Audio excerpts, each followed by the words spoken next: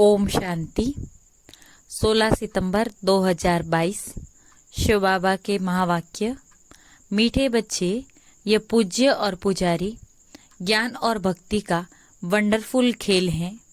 तुम्हें अब फिर से सतो प्रधान पूज्य बनना है। पतित पने की निशानी भी समाप्त करनी है। प्रश्न है, बाप जब आते हैं तो कौन सा एक तराजू बच्चों को दिखाते हैं? उत्तर, ज्ञान और भक्ति का तराजू, जिसमें एक पलड़ा है ज्ञान का, दूसरा है भक्ति का। अभी ज्ञान का पलड़ा हल्का है, भक्ति का भारी है। धीरे धीरे ज्ञान का पुर भारी होता जाएगा। फिर सतयुग में केवल एक ही पलड़ा व एक ही पुर रहेगा। वहां इस तराजू की दरकार नहीं है। ओम शांति। रूहानी बाप मीठे मीठे रूहानी बच्चों को ज्ञान और भक्ति का राज समझा रहे हैं। यह तो अभी बच्चे जानते हैं। बरोबर बाप आए हैं हमको फिर से पूज्य देवी देवता बना रहे हैं। जो आसुरी संप्रदाय बन गए हैं वह अब फिर से देवी संप्रदाय बन रहे हैं, अर्थात अब भक्ति का चक्र पूरा हो गया। यह भी अब मालूम हुआ है कि भक्ति कब से शुरू हुई, रावण राज्य कब से शुरू हुआ, कब पूरा होता, फिर राम राज्य कब से शुरू होता। तुम बच्चों की बुद्धि में वर्ल्ड की हिस्ट्री ज्योग्राफी है। बरोबर 4 युग हैं। अभी संगम युग का चक्र व ड्रामा चल रहा है। यह हम सब बच्चों की बुद्धि में बैठा। किसकी बुद्धि में बैठा? हम प्रजापिता ब्रह्मा मुख वंशावली ब्राह्मणों की बुद्धि में बैठा। किसका नाम तो कहेंगे ना, सिवाय ब्राह्मणों के और कोई नाम नहीं निकाल सकते। ये खेल ही ऐसा बना हुआ है। ब्राह्मण, फिर देवता, फिर क्षत्रिय, वैश्य, शूद्र, ऐसे ये चक्र फिरता रहता है। तुम बच्चे अब याद की यात्रा सीख रहे हो अथवा पतित से पावन बन रहे हो। समझाना भी ऐसे होता है। अभी हम राम राज्य की स्थापना कर रहे हैं तो जरूर पहले रावण राज्य है। यह भी सिद्ध होता है। अभी रावण राज्य है तो झाड़ बहुत बड़ा है। अभी हम पूज्य देवी देवता धर्म की स्थापना कर रहे हैं तो पुराना झाड़ खलास हो, नए झाड़ की स्थापना हो रही है। यह भी हिसाब किताब बच्चे समझते हैं। हम स्वयं पूज्य सतो प्रधान थे, फिर 84 जन्म बाद तमो प्रधान बने, पूज्य से पुजारी बने, फिर से रिपीट करना पड़ेगा। यह तो सहज समझने का है कि चक्र कैसे फिरता आया है। जैसे एक्टर्स शुरू से लेकर पिछाड़ी तक पार्ट बजाते हैं ना, तो यह है बेहद का राज, ज्ञान और भक्ति का राज बुद्धि में अच्छी रीति जम गया है। हम ही पूज्य सतयुगी देवता थे, फिर हम ही सीढ़ी उतरते पुजारी बने। रावण राज्य कब से शुरू हुआ, पूरी तिथि तारीख तुम जान गए हो। हमने ऐसे ऐसे पुनर्जन्म लिया। पहले हम सूर्यवंशी देवी देवता थे, फिर चंद्रवंशी बने, अब फिर ब्राह्मण वंशी बनकर फिर हम देवता बनते हैं। अभी तुम ब्राह्मण वंशी व ईश्वरीय वंशी हो। तुम सब जानते हो कि हम सब ईश्वर की संतान हैं, इसीलिए ब्रदर्स व भाई भाई कहते हैं। वास्तव में तो ब्रदर्स होते मूल वतन में, फिर पाठ बजाने के लिए नीचे आना पड़ता है। यह तो बच्चे जानते हैं। हम ही शूद्र से ब्राह्मण बन पढ़कर वह संस्कार ले जाते हैं, सो हम देवी देवता बनते। कल हम शूद्र थे, आज हम ब्राह्मण हैं, फिर कल हम देवता बनेंगे। यह राज समझाना भी होता है बच्चों को। सभी को सुजाग करना है। यह तुम किसको भी समझा सकते हो कि नई दुनिया सतयुग और यह पुरानी दुनिया कलयुग है। इसमें कोई सुख नहीं। बच्चे समझते हैं जब यह नया झाड़ था तो हम ही देवी देवता थे, बहुत सुख था। फिर चक्र फिरा चक्र लगाते लगाते दुनिया पुरानी हो गई। मनुष्य भी बहुत हो गए तो दुख भी बहुत हो गया। बाप समझाते हैं, सतयुग में तुम कितने सुखी थे, सदा सुखी तो कोई रहते नहीं। पुनर्जन्म लेने का भी कायदा है। पुनर्जन्म लेते लेते उतरते उतरते 84 जन्म पूरे हुए। फिर नए सिर चक्र फिरना है, ज्ञान और भक्ति। आधा कल्प है दिन, नई दुनिया, फिर आधा कल्प है रात, पुरानी दुनिया। ये पढ़ाई याद करनी होती है। शिव बाबा को भी याद करना होता है। टीचर को भी सारा याद है ना। तुम कहेंगे बाबा को इस सारे सृष्टि चक्र की नॉलेज है। तुम भी समझते हो कि हम जो पावन पूज्य देवता थे सो अब पुजारी बने हैं।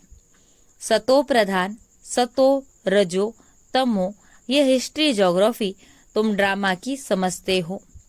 ये पूज्य और पुजारी का खेल बना हुआ है। ऐसी ऐसी अपने साथ बातें करो। सतो प्रधान बनने के लिए मुख्य है ज्ञान और योग। ज्ञान है सृष्टि चक्र का और योग से हम पावन बनते हैं। कितना सहज है, किसी को भी समझा सकते हो।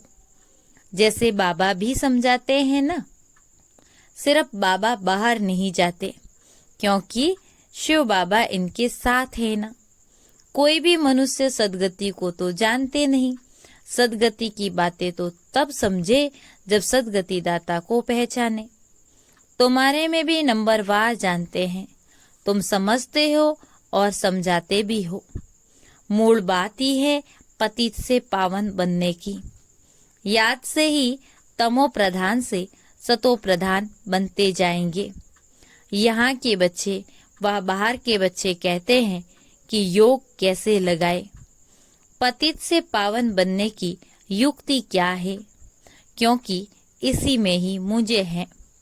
तो उनको समझाना चाहिए कि यह खेल ही हार और जीत का बना हुआ है। भारत ही पतित से पावन और पावन से पतित बनता है। आधा कल्प ज्ञान अर्थात पावन, आधा कल्प है भक्ति अर्थात पतित। अब फिर से पतित से पावन बनना है। यह याद की यात्रा प्राचीन बहुत नामी ग्रामी है। वह तो जिस्मानी यात्राएं जन्म जन्मांतर करते नीचे गिरते गए हैं। ऐसे नहीं कि उनसे पावन बने हैं। पावन बनाने वाला है ही एक बाप।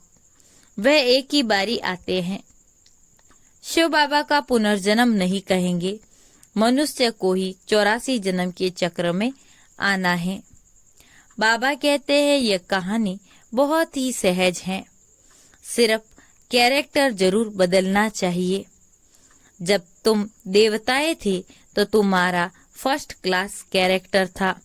फिर धीरे धीरे तुम्हारा कैरेक्टर बिगड़ता गया। कैरेक्टर अर्थात तुम्हारा चरित्र बिगड़ता गया। रावण राज्य में अभी बिल्कुल बिगड़ गया है। आधा कल्प भक्ति मार्ग में पतित बनने से हाहाकार मच गया। पावन शिवालय से फिर पतित वैश्यालय बन गया। रावण ने जीत पा ली। कोई कोशिश ही नहीं करते कि राम राज्य कैसे बने। बाप को ही आना पड़ता है। यह भी ड्रामा बना हुआ है। रावण राज्य में हम गिरते आए हैं, अब फिर चढ़ना है। बाबा आकर जगाते हैं, क्योंकि सब भक्ति में सोए पड़े हैं।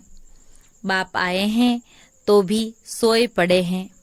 बाप आते ही हैं पिछाड़ी में, जबकि सब अज्ञान की नींद में सोए हैं। जैसे बाबा ज्ञान का सागर है, सृष्टि के आदि मध्य अंत को जानते हैं, तुम भी जानते हो। इतने सब बच्चे बाप से सीखते हैं ना। एक बाप से सीखकर फिर वृद्धि को पाते हैं। कल्प पहले भी तुमको मनुष्य से देवता बनाया था, अभी भी तुमको जरूर बनना है। फिर कोई हल्का पुरुषार्थ करते, कोई फिर तीखा करते। नंबरवार तो है ना। कोई की डल बुद्धि है, उस स्कूल में भी नंबरवार होते हैं ना। उस पढ़ाई में तो बीए एमए आदि की कितनी क्लासें होती, कितने मनुष्य पढ़ाते, सारी दुनिया में कितने एमए पढ़ते होंगे। जो भी भारतवासी हैं कितने समय से पढ़ते, कोई टीचर बनते, कोई क्या बनते, आजीविका करते रहते हैं। अच्छा, मर गया फिर नए सिरे से जन्म ले, पढ़ना पड़े। वहां सतयुग में एमए आदि की पढ़ाई नहीं है। यह ड्रामा भी अभी की नूंद है। जो पढ़ते हैं फिर कलप बाद वही पढ़ेंगे। वहां यह किताब आदि कुछ भी नहीं होते। जो भक्ति मार्ग में होता वो ज्ञान मार्ग में नहीं होता। भक्ति मार्ग में वह पढ़ाते आए हैं जो पास्ट हुआ। बाबा ने बताया कब से राम राज्य और कब से रावण राज्य होता, फिर हम कैसे नीचे उतरते गए। तुम्हारी बुद्धि में यह सब राज अच्छी तरह बैठ गया है। तुम्हें अब पुरुषार्थ करना है ऊंचे से ऊंच बनने का। परंतु राजाई में सब एक जैसे बन नहीं सकते। कोई तो अच्छी रीति पुरुषार्थ करते, पावन बनने के लिए देवी गुण धारण करते। तुम्हारा ईश्वरीय रजिस्टर भी है। अपनी जांच करनी है कि हमारे में कोई अवगुण तो नहीं है। गाते हैं हम निर्गुण हारे में कोई गुण नहीं। सब समझते हैं हमारे में अवगुण है। जब हमारे में सब गुण थे तो हम सर्वगुण संपन्न 16 कला संपूर्ण थे। उन्हों का राज्य था। चित्र भी है।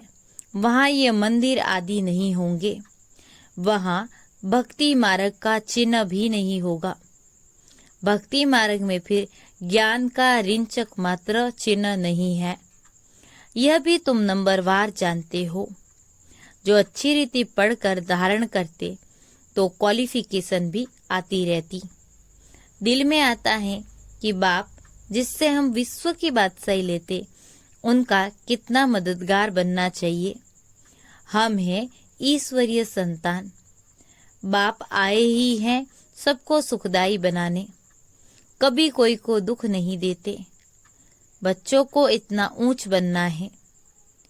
बाबा बार बार समझाते, अपने पास नोट रखो, किसको दुख तो नहीं दिया। बाप सबको सुख देते, हम भी सुख देवे। ये जीवन ही बाबा की सर्विस में लगाई है ना। बहुत मीठा बनने की कोशिश करनी है। कोई उल्टा सुल्टा बोले तो भी तुम शांत कर दो, सबको सुख दो। सबको सुख का रास्ता बताना है तो शांति धाम सुख धाम के मालिक बने। सुखदाई बनना है क्योंकि बाप सदा सुख दाता है ना। सबके दुख दूर कर लेते। बुद्धि में आता है हम बहुत सुख देने वाले थे। जब हम सुख में थे तो विकार का नाम निशान नहीं था। काम कटारी नहीं चलाते थे। सतयुग में कोई दुखी नहीं बनाते। बाप फिर भी बच्चों को कहते हैं अपने को आत्मा समझो। आत्मा को ही पावन बनना है। आत्मा में कोई पतित पने की निशानी नहीं रहे। दिन प्रतिदिन तुम उन्नति को पाते रहेंगे। नंबरवार पुरुषार्थ अनुसार राजाई पाई थी, वही फिर पाने का पुरुषार्थ कर रहे हो। देखते रहते हो कि कौन कौन कितना पुरुषार्थ करते, कितने को हम सुख देते। बच्चे जानते हैं कि सतयुग में हम कोई को दुख नहीं देंगे। कम पुरुषार्थ करेंगे तो सजा खाकर कम पद पाएंगे। बेइज्जती होती है ना। कोई बच्चे तो बहुत सेवा करते, म्यूजियम प्रदर्शनी में कितनी मेहनत करते। ये प्रदर्शनियां म्यूजियम आदि भी वृद्धि को पाएंगे। तराजू में यह ज्ञान का तरफ भारी होता जाएगा। एक तरफ ज्ञान, दूसरे तरफ है भक्ति। इस समय भक्ति का पूर व पलड़ा बहुत भारी है। एकदम नीचे पट पड़ते हैं। बहुत भारी वजन होकर एकदम तले में चले जाते। उसमें जैसे 10 सिर और ज्ञान में 1 पाँव पड़ा है। फिर ज्ञान का तरफ भारी हो जाएगा। सतयुग में 1 ही पुर होता, कलयुग में भी 1 ही पुर होता, पर संगम पर 2 पुर अर्थात दोनों पलड़े हैं। ज्ञान के पुर में कितने थोड़े, कितना हल्का, फिर वहां से ट्रांसफर हो इस तरफ भरते जाएंगे, तब भक्ति खत्म हो जाएगी। फिर 1 ज्ञान का पुर रहेगा, 2 पुर नहीं होंगे। बाप आकर तराजू में दिखाते, कम जास्ती भी होता रहता, कब उस तरफ कब इस तरफ भरतू हो जाते। ज्ञान में आकर फिर भक्ति के पुर में भरतू हो जाते। जो पक्के हैं वह तो जानते हैं स्थापना जरूर होनी है। जब हमारा राज्य होगा तब हम ही होंगे, फिर मूल वतन का पुर जास्ती हो जाएगा। वहां बहुत आत्माएं रहेगी तो वह पलड़ा जास्ती हो जाएगा। फिर आधा कल्प के बाद द्वापर से आते रहेंगे। इस रीति सृष्टि का चक्र फिरता रहता है। जब पति थे तब तराजू की दरकार ही नहीं। तराजू की दरकार ही तब होती है जब बाप आते हैं। बाप तराजू ले आते। झाड़ का ज्ञान भी तुम्हारी बुद्धि में है। पहले कितना छोटा झाड़ फिर वृद्धि को पाता रहता। सब पत्ते सूख कर खत्म हो जाते, फिर रिपीट होता। पानी मिलने से फिर छोटे छोटे पत्ते वृद्धि को पाते, फल देते। इस वर्ष झाड़ खाली होगा, सब कुछ नया होगा। अभी देवी देवता धर्म वाला एक भी नहीं है। थे जरूर, उन्हों का राज्य था, परंतु कब था यह भूल गए हैं। तो ब्राह्मणों का कुल भी दिन प्रतिदिन वृद्धि को पाता जाता है। तो ऐसे ऐसे इस ज्ञान को मंथन करके धारण करते रहो और समझाते रहो। अच्छा, मीठे मीठे सिकिलदे बच्चों प्रति माता पिता बाप दादा का याद प्यार और गुड मॉर्निंग। रूहानी बाप की रूहानी बच्चों को नमस्ते। हम रूहानी बच्चों की रूहानी बाप दादा को याद प्यार, गुड मॉर्निंग और नमस्ते। धारणा के लिए मुख्य सार। यह जीवन बाप की सेवा में लगानी है। बहुत बहुत सुखदाई बनना है। कोई उल्टा सुल्टा बोले तो शांत रहना है। बाप समान सबके दुख दूर करने हैं। दूसरा पॉइंट, अपने रजिस्टर की जांच करनी है। देवी गुण धारण कर चरित्रवान बनना है। अवगुण निकाल देने हैं। वरदान। स्वदर्शन चक्र के टाइटल की स्मृति द्वारा परदर्शन मुक्त बनने वाले मायाजीत भव। स्वदर्शन चक्र के टाइटल की स्मृति द्वारा परदर्शन मुक्त बनने वाले मायाजीत भव। संगम युग पर स्वयं बाप बच्चों को भिन्न भिन्न टाइटल देते हैं। उनकी टाइटल को स्मृति में रखो तो श्रेष्ठ स्थिति में सहज ही स्थित हो जाएंगे। सिर्फ बुद्धि से वर्णन नहीं करो, लेकिन सीट पर सेट हो जाओ। जैसे टाइटल वैसी स्थिति हो। यदि स्वदर्शन चक्रधारी का टाइटल स्मृति में रहे तो परदर्शन चल न सके। स्वदर्शन चक्रधारी अर्थात मायाजीत। माया उसके आगे आने की हिम्मत भी नहीं रख सकती। स्वदर्शन चक्र के आगे कोई भी ठहर नहीं सकता। स्लोगन है, वानप्रस्थ स्थिति का अनुभव करो और कराओ तो बचपन के खेल समाप्त हो जाएंगे।